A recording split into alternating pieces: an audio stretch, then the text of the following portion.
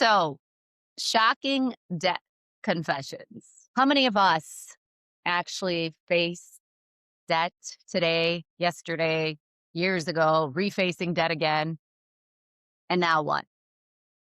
Yeah, it can be shocking sometimes. I think that it's easy to just look the other way, keep swiping, swiping, and then after certain time frame, you have accumulated so much debt that you don't even know where to begin and what to do. Yeah, well, and that's the thing. If you are a person that has swiped quite a bit over the last month because it was the holidays, and now you get your bill and you just want to fold it nicely back up and put it in the envelope and send it back, you're not alone.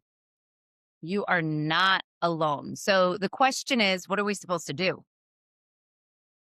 Be open about it with yourself.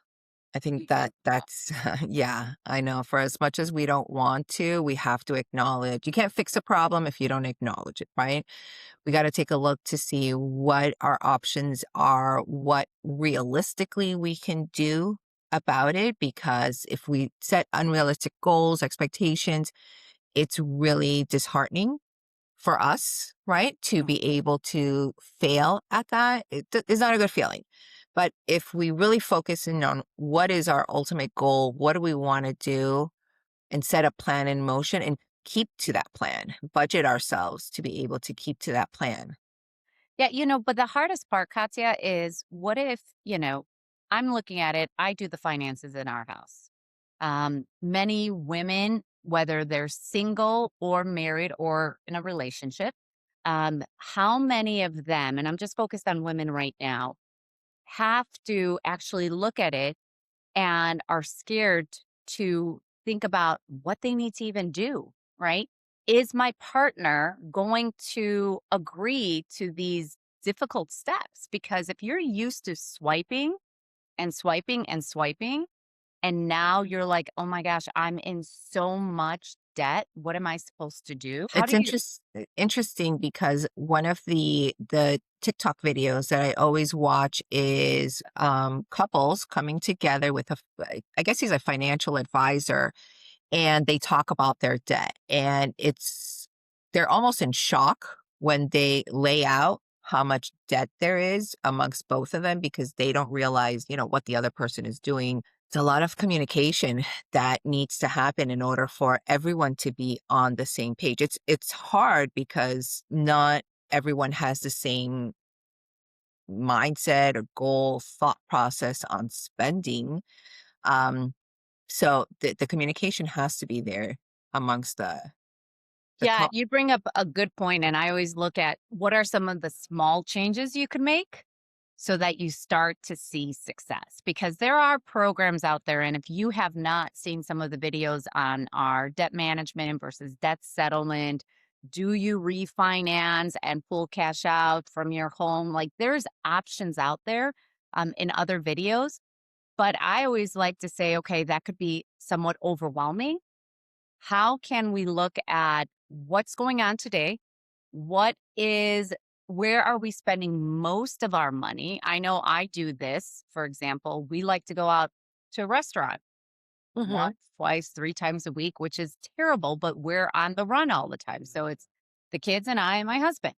And when you start adding that up, you're like, oh my gosh, right? What are we doing? And where do we cut things out to ensure that we're able to either save or pay things off? So I know even myself, I looked at some of the things that we were spending and saying, how do we cut this out? And I did. I had to communicate with my husband and say, no more restaurants, no more going after soccer to, a quick bite to eat, because a quick bite to eat is no longer, it's quick, but it's not inexpensive. It's expensive when you have four people. Yeah, it really adds up. In my family, we've done the same thing because we realized how much we saw it as twofold. We go grocery shopping every week, and we don't use the groceries that we spend money on because we're going out to eat so much. So we're spending money there and we're throwing away money with the groceries that we're buying. And it's incredible how much money we're able to save with limiting going out to eat, right? Yes. Or having food at home that we can Uh-huh. um eat, because all of us we're all in like go go go mindset after work, whatever our situation is, but we're always on the go. But it's good to prepare and plan for all of this, because if you're not putting pen to paper and looking at what you're spending, you don't realize what you're doing and what you can potentially do with the money that you're spending there. Well, and I mean, both of us, you immigrated here from Peru, right? My parents Mhm. came from Europe, and I know, my mom's the first one to tell me where there's a deal, right? At the grocery store. Like you could get chicken for 99 cents a pound, right? And you're thinking about that and you're like, wow, four baked pieces of chicken could cost me $4, whereas I go and I actually get one of my favorite places is Chick-fil-A. It is.